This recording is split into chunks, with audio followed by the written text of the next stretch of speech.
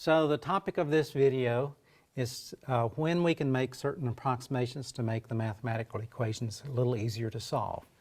So for example, if you have a quadratic equation, maybe you can simplify it to something that would be a nice linear equation where you can just simply solve for x rather than having to solve for two roots of a quadratic formula and then trying to decide which of those two roots is the correct solution.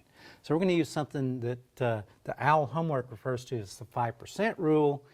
And basically the idea is that, hey, if you make an approximation and it only changes the final answer by less than 5%, then it's okay if that's your criterion for accuracy, is to be within 5%. So, you know, the actual number could be 1% if you wanted to make it 1%. Okay, so the example we're going to use is another important industrial process. It's the conversion of hydrogen gas and carbon monoxide gas into formaldehyde. Okay, and formaldehyde is an important industrial reactant. These are all in the gas phase, and they're done in fairly high pressures because the high pressure actually favors the product. Okay, and so the first thing to consider is what kind of pressures are we dealing with? Well, we're not going to be given the pressures, we're going to be given the quantity and the temperature and so on. So the first thing we'll have to do is lay out what we're given. And we're given the fact that we're going to have 1 mole of hydrogen and 1 mole of carbon monoxide. Okay, and we're going to give the temperature, it's 325 degrees centigrade, and the volume is 1/2 liter. Okay, so now we solve the pressures.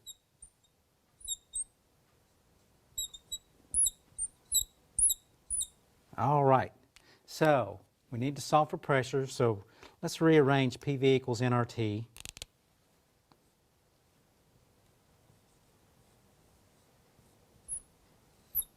And see if we have everything we need. We need the gas law constant that is appropriate for the units of pressure in atmospheres, volume in liters, so that's going to be the one with liter atmospheres. So let's go ahead and write down R. Okay.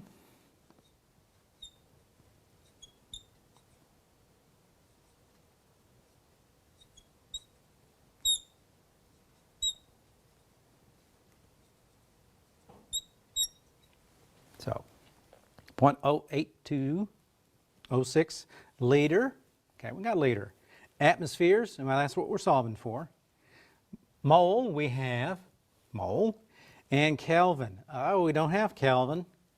What do we need to convert that to Kelvin? By adding 273. Okay, so let's find out what that temperature is. 273 plus 325. 598.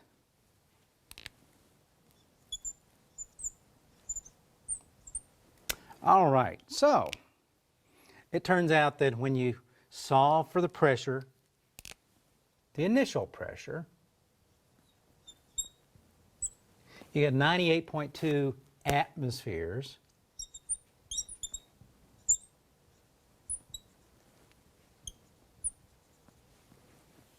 And 0. So if something is not mentioned as being present, then you assume it's 0. So the change, we don't need to do anything fancy. The only way you can have a reaction is forward. There is no reverse reaction because there is no formaldehyde. So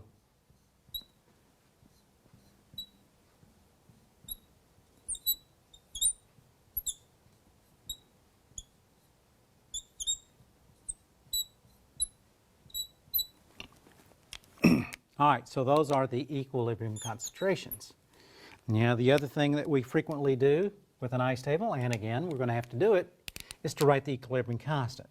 But since we have atmospheres instead of molarity, we could have calculated molarity, but then we would need the equilibrium constant in terms of concentration.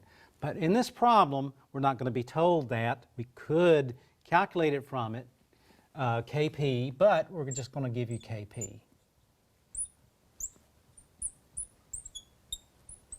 And we're going to say that this is a highly reactant-favored reaction, that formaldehyde is not very favored at all because K is much less than 1. So we're going to use a 10 to the minus 6. That's not actually the equilibrium constant, but it's going to illustrate the 5% rule for us. So we're going to go ahead and pretend the equilibrium constant in terms of pressures is 10 to the minus 6. So the expression for a Kp is identical to the expression for a Kc, except instead of square brackets, we're going to use a capital P for pressure.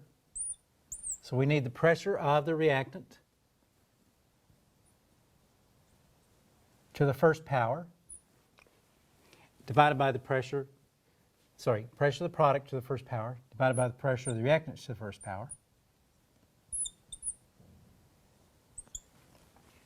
And so there we are. All right, so we have these all in terms of x. We have the number, so we're going to set up the equation to solve.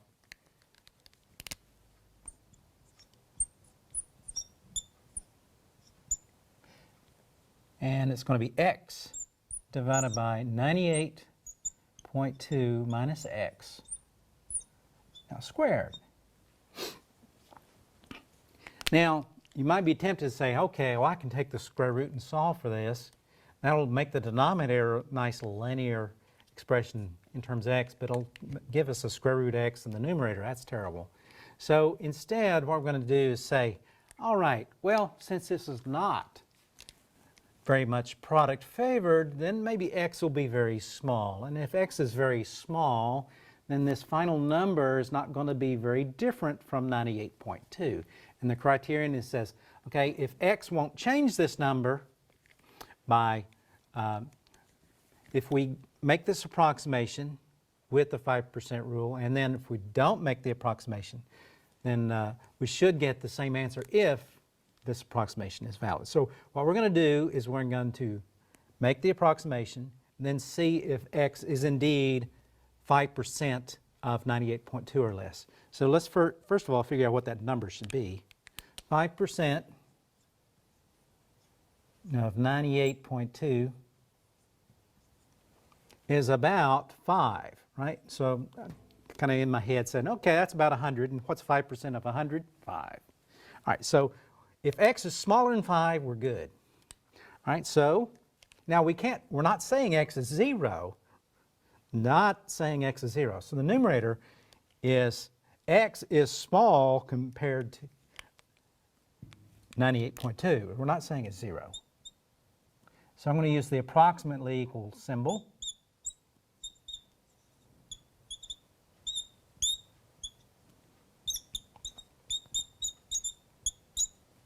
All right, and so if I multiply 98.2 squared by both sides and get this number here, it turns out that x equals, let me check my math here, 0.00964.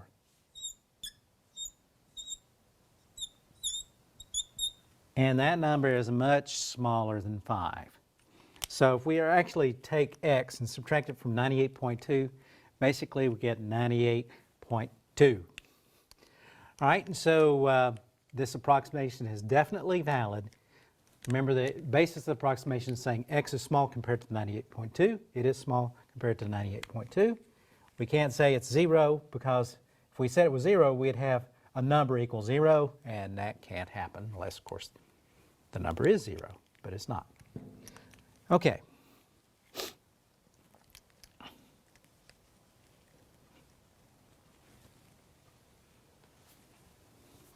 All right, that's it.